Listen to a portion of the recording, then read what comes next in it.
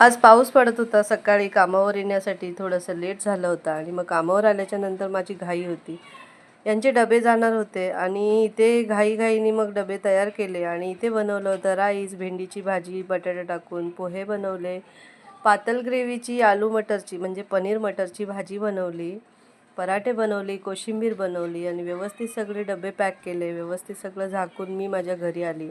आणि नरेशने आज half day केला होता आणि मग घरी आल्याच्या नंतर त्याच्यासोबत मला सायनला जायचं होतं बँकेच्या काहीतरी कामासाठी. मी गाडीमध्ये मस्त बसून गाणी ऐकत होती आणि मस्त मजा घेत होती. त्यानंतर मग तिथलं काम आवरून मग आम्ही निघालो घरी येण्यासाठी. तर रस्त्यामध्ये चायचा स्टॉल आहे आणि मला चाय पियाची वाटलं. लगेच नरेशनी चहा आणि बनमस्का, काय सुख! हा हा, चहा आणि बनमस्का खाल्ला आणि त्यानंतर मग घरी आली.